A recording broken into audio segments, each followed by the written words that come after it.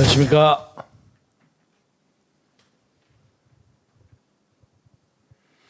제가 박찬종 의원님 바로 뒤에 하면 같은 정치꾼들이 얘기하는 거 같아 재미가 없어서 이렇게 양보하고 밀렸는데 오늘은 양보를 참 잘한 것 같아요. 우선은 우리 심재덕이 나와서 천안함 문제에 대해서 아주 궤도남마처럼 정리해 주셨고, 그 다음에 육사 출신 김수열 예비역 대령이 나와서 그냥 손을 흔들면서 아주 강력하게 말씀을 해주는데, 저하고는 감옥 동기입니다. 그래서 해군하고 육군이 나왔는데 언젠가 또 공군 누가 하나 나오시면 내가 언제든지 맨 뒤로 양보할 용의가 있습니다. 저는 오늘 제목을 문재인의 족보를 묻는다 하는 제목으로 말씀드리려고 합니다. 다행히 지난 일주일 전 여기서 국민의힘과 국민의당 양쪽에게 여러 사람이 경고와 비판과 충고를 드렸는데 그것이 다행히 잘 먹혔습니다. 특히 우리 정광훈 목사께서 시작을 해가지고 저도 국민의힘의 그 정사무총장이 공교롭게 제 고향 후배가 되고, 또 국민의당의 서울시당위원장 했던 김윤 위원장이 옛날 저하고 같이 선후배 형님 동생하면서 같은 캠프에서 일을 했던 친구여서 제 동생처럼 생각합니다. 이 둘에게 이거 끝나고 난 다음에 거의 협박 내지 경고를 때렸어요. 니들 이거 빨리 안 하면 정말 가만 안 둔다.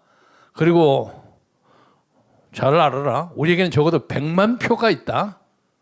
그러니까 어느 쪽으로 갈지 모르는데 잘해라. 그러니까 걔들이 잘 알고 있어요.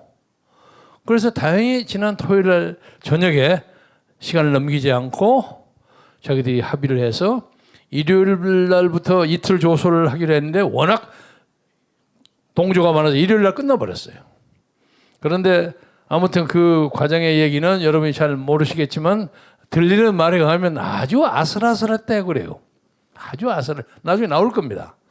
그래서 그런지 이 안철수 대표도 이번 후보 경선에서는 아깝게 밀렸지만 그래도 자기로서는 지난 10여 년간의 정치적 방랑이라고 할까?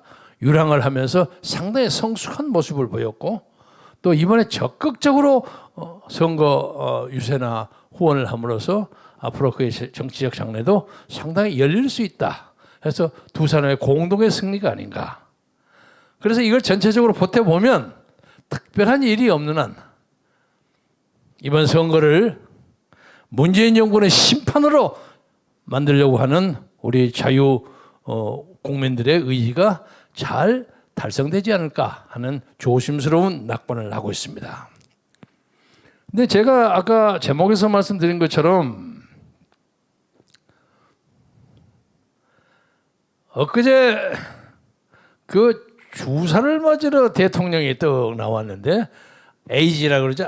아스트라제네카를 맞는 것처럼 보였는데 나중에 화이자를 맞았다고 막 소문이 나서 난리가 났어요.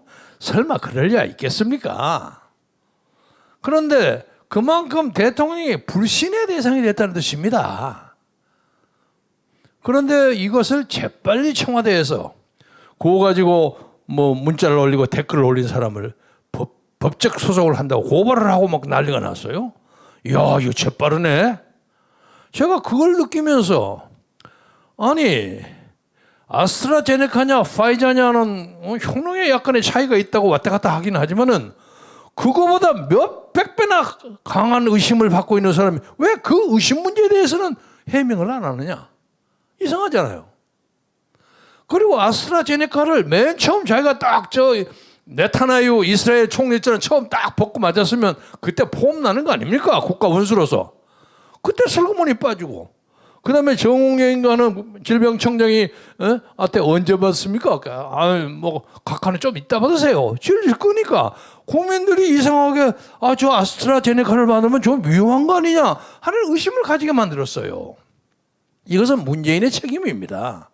그러다 보니까 뭐 주사기를 만들어서 어쩌고저쩌고 했다는 이런 말도 안 되는, 제가 생각하기에는 전혀 실현이 불가능하게 보이는 것을 많은 사람들이 의심해요. 이건 문재인의 책임입니다.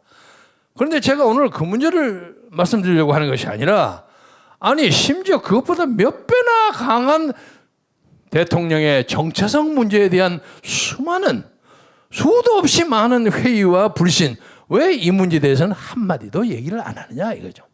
제가 이것을 오늘 주장하고자 합니다. 문재인 대통령이 지금까지 알려진 바로는 자기가 1953년에 거제도에서 태어났다 이렇게 됐어요. 그러니까 자기 부모가 뭐 LST인가 뭔가를 타고 내려올 때는 그때는 뱃속에 있지는 않고 아직 임신되기 전이었어요. 그래서 거제도 장승포 초등학교, 당시에 장승포 국민학교 근처에서 태어난 걸로 그렇게 되어 있습니다. 그런데 그에 대한 반대가 참 많아요. 사실은 1949년에 태어났다 이런 얘기가 많이 나오니까 이거 빨리 해결해야죠. 안 하고 있어요. 그래서 그 문제가 많이 나오는데, 저는 개인적인 어떤 경험이 있느냐면, 미국에 있을 때 제가 잘 알던 민주화 동지 한 사람, 미스터 허라는 사람이 있어요. 이 사람이 전화를 쫙 해가지고, 형님, 그 문재인 대통령 출생 문제에 대해서는 형님 빠지는 게 좋겠습니다. 그래요. 왜? 그러니까 그거 좀 위험합니다. 절대 그렇지 않습니다. 왜 자네 갑자기 나한테 전화를 하고 그래? 그래서 아니 형님이 혹시 그거 끼어들까 봐서 그럴까 봐서 내가 지금 합니다. 그래서 사실은 그 대화를 제가 녹음을 했어요. 그래서 내가 관계자에게 보냈습니다. 그래서 이런 얘기가 있으니까 조심해라. 그런데 이 사람이 가만히, 오늘 아침에 오면서도 제가 차 타고 오면서 아까 전화를 했는데 전화를 받지 않아서 왔더니 운전 중에 전화가 왔어요. 전화를 받아가지고 전화를 했더니, 아까 바빠서 전화를 못 받았는데, 그래, 내가 이런 질문이 있어 자네한테 다시 하려고 그러는데, 제가 말씀드린 것은 1000% 확실합니다 이러더라고. 1000%가 아니라 1000% 확실합니다. 그리고 그모의 주장은 1952년 3년경에 거제도 장승포 초등학교 근처에서 유엔군들이 와서, 추락이 와서 시 레이션 있죠? 레이션 박살을 막 뿌리고 그랬는데, 그때 문재인의 누나 문재워라고 같이 시 레이션을 받으라고 쫓아다녔다는 거예요. 자기는 49년생으로 그때 피난해서 오는데, 그때 그 문재워의 등에 3살 먹은 문재인이가 엎여 있었다는 거예요. 기가 막히죠? 그래서 제가 그 얘기를 다른 사람에게 다 했습니다. 우리나라에서 어떤 이슈에 대해서 아주 정통적인 사람들이 있죠. 요즘은 태블릿 PC 하면 대한민국 최고 정통이 누구예요? 변희재예요. 그런 것처럼 문재인의 정체성 문제에 대해서는 조우석이가 정통이에요. 이게 본의야. 그런데 조우석 동지에게 또 그걸 보냈어요, 내가.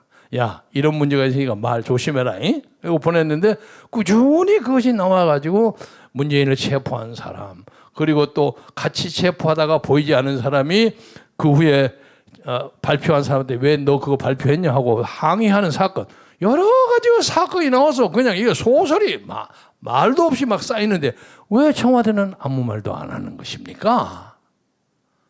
해명해야 될 거 아닙니까? 그래서 이 문제에 대해서는 대통령이 국가 원수에 대한 모든 것은 국민이 알 권리가 있습니다. 그렇죠? 그러니까 몇 년, 몇 월, 며칠, 몇 시에 태어났고, 키는 얼마고, 체중은 얼마고, 부인 성명은 뭐고, 몇 남, 몇 여가 있고, 누구하고 친하고, 그 중에서 옛날 그 젊었을 때 누가 연애했다가 말았다 그런 것은 없어도 되지만, 기본적인 소위 basic statistics라고, 그건 반드시 알아야 합니다. 그런데 우리 문재인이라는 분에게는 너무 의문이 많아요. 의문이 너무 많아요. 그래서 문재인의 족보를 묻는다. 이 문제에 대해서 내가 확실하게 오늘 정식으로 청와대 당국자에게 질문합니다. 제가 미국에서 살고 있을 때 무슨 책을 쓰다가 그 책을 확인하기 위해서 당시에 한국 관계의 서류가 가장 많은 하버드 대학 이스트 웨스트 센터인가 동아시아 연구소를 가는데 그 책이 많습니다. 그 뭐 메인 도서관 큰 도서관 말고 도서관이 그 캠퍼스 안에 여러 개 있는데 동아시아 관계의 도서 그 책도 한 몇십만 권 정도 있습니다. 제가 거기서 뭐 신동아니 뭐 전부 거기서 다 체크할 수가 있어요. 그래서 제가 거기서 한 학기를 그쪽으로 파견돼 가지고 소위 인디펜던트 스터디라는 게 있습니다. 그걸 하고 있었는데 뭐 지나간 얘기입니다. 재미있는 얘기입니다만 그때 요새 그 한국에서 시끌벅적한 도올 김용옥 있죠. 내가 김용옥이 집에서 많이 잤어요.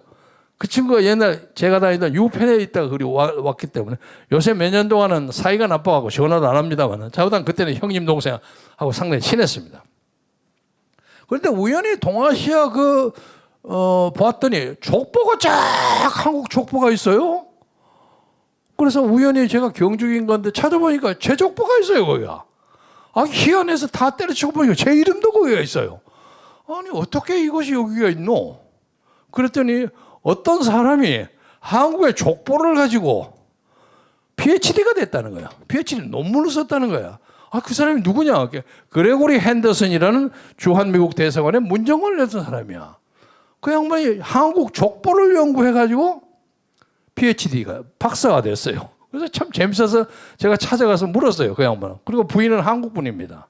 부인은 한국 김여사라고 이름을 잊어먹었습니다만 하버드에서 한국어를 가르치는 강사를 하시는 분인데 그 양반이 한국 족보를 쫙 얘기하면서 전 세계 대한민국 족보만큼 확실한 게 없다는 거야. 왜냐하면 한국 족보는 이 벽돌처럼 쫙쫙 이렇게 나눠져 있잖아요. 그러니까 여기에 그 다음에는 할아버지, 증조 할아버지 이게 착착 되어 있는데 미국의 족보라는 건 여러분 아시죠? 패밀리 트리라고 해서 가족 나무로 쫙 이렇게 벌려져 있습니다. 그러니까 한참 가다 보면 이게 조카인지 형님인지 이거 구분이 안 돼. 그렇잖아요. 그러니까 미국 패밀리 트리, 저 가족 나무는 엉터리라는 거야. 그러니까 한국 족보가 세계에서 최고라는 거예요. 제가 그걸 가지고 PhD 논문을 썼다는 거예요. 그래서 제가 이 예를 드는 것은 문재인 대통령이 자기의 족보를 밝히세요. 그러니까 그때 왔는지 진짜로 그 후에 갔는지 그걸 밝혀야 되고 또 이와 대해서 문재인 대통령에게 조금 유리한 정보도 있습니다. 그 허건이라는 사람이 나한테 한 얘기는 자기 아버지가 이 중요한 발언입니다. 자기 아버지가 허달만이라는 분인데 일본 메이지 대학 기계공학과를 나와서 북한에서 아주 유명한 사람이었어요. 그래서 이 양반이 좀 진보적인 것보다는 좀 보수적이었던 모양인데 김일성이가 이걸 자꾸 이렇게 감싸고 감시하고 그랬다는 거예요. 그래서 이 양반은 아주 보수 사상이 철저한 사람이었기 때문에 그 흥남철수 때 그 LSD 타고 내려왔어요. 내려오는데 내려오지 못하게 하기 위해서 감시를 인민군 한 소대 정도 항상 경호한다는 식으로 해서 감시를 했다는 겁니다. 근데 그 사람이 여기를 내려와서 남산 케이블카 이것을 설계하고 집행한 사람입니다. 그리고 저기 설악산 그 케이블카도 설계하고 대단히 한국에서 한 거락 했던 분인데 제가 말씀드리려고 하는 것은 이 양반이 내려와서 한국의 HID를 만드는 데 협력한 분이에요. 그게 철저한 우익입니다. 그럼 HID를 누구하고 했느냐? 한국 전쟁에서 미군이 한국 코리안전에서 4대 영웅을 꼽히는데 그중 하나에 한국 대령이 한 사람이 있습니다. 그 대령 이름이 김동식 대령인데 이 양반이 한국 HID 창설자입니다. 여러분 HID 아시죠? 대북 공작하는 협보 부대인데 자기 아버지가 그 김동식 대령의 고문 비슷하게 따라서 그걸 많이 했다는 거죠. 왜냐하면 북한을 잘 아니까. 그런데 문재인 아버지가 자기 아버지가 데리고 있었던 사람 중에 하나라는 거예요. 그래서 만약에 이것이 사실이라면 문 대통령이 혹시 자기 부친이 HID에 관계한 그 사실을 감추기 위해서 이걸 덮어버리는 거 아니냐 하는 생각도 해봅니다. 그런데 그 김동식 대령은 나중에 예비역 장성이 돼가지고 여러분 잘 아시죠? 가수 진미령의 아버지입니다. 진미령 씨가 원래 이름이 저 미령이었어요. 근데 성만 바꿔서 진미령이라고 하는데 유명한 사람이에요. 한국 전쟁의 4대 영웅 중 하나로 꼽히는 사람인데, 그러니까 확실한 아이덴티티가 있어요. 그 사람하고 같이 일했던 사람이고, 그 허달면이라는 사람은 한국에서 여러 가지 일을 많이 했던 사람인데, 그 사람들이 장승포 초등학교 건너편에서 자기 집 2개 따라서 옆집이 문재인 집이었다는 거예요. 그러니까 이거 안 믿을 수가 없는데, 3살 먹은 애를 얻고 왔다는데, 그것은 3살을 그때 낳았는지 아니면 데리고 왔는지 그건 모르죠. 그런데 자기 어머니하고 문재인 어머니하고 굉장히 친했대요. 아주 단짝이었대요. 이런 정보도 있습니다. 있기 때문에 청와대와 문재인 대통령께서는 이 문제에 대해서 더 이상 1.1억도 의혹이 나지 않도록 이 문제를 정리해 주시는 것이 그래도 임기를 마무리하는 시대에 들어왔기 때문에 지금쯤은 그것을 하시는 것이 옳지 않을까, 그렇게 생각합니다. 선거 앞에 오늘 아침에 모 신문 사설을 보니까 세상이 참 많이 바뀌어가는구나. 뭐 어떤 신문이라고 얘기하지는 않겠습니다. 선거 앞에 돌변한 문, 천안함 행사 진정성이 손톱만큼이나 있나? 이것이 어느 신문의 탑 사설입니다.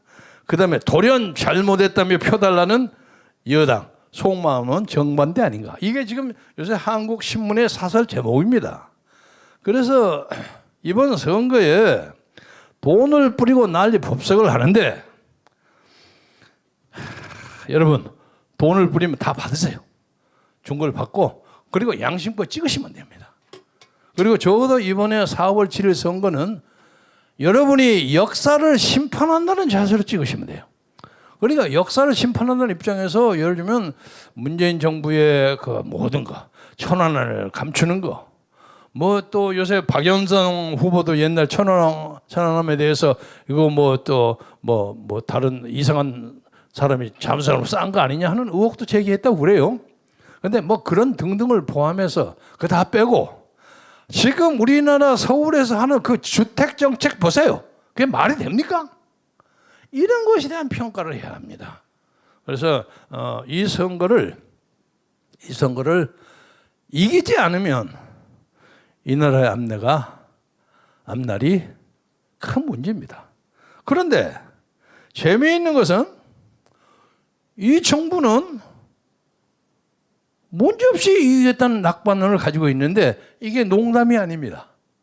진짜 같아요. 그런 느낌을. 그래서 저 사람들이 뭘 믿고 저렇게 하나? 혹시 투개표 기정 과정에서 또 그 난동을 부리려고 하나? 이런 느낌이 들어요. 그래서 이제 서울 시민과 부산 시민에게 제가 요청합니다. 투표를 정당하게 하시고, 투표소가 지금 뭐 2,000 몇백 개 되죠? 개표소가 500개가 되고, 이것을 잘 지켜주셔야 합니다.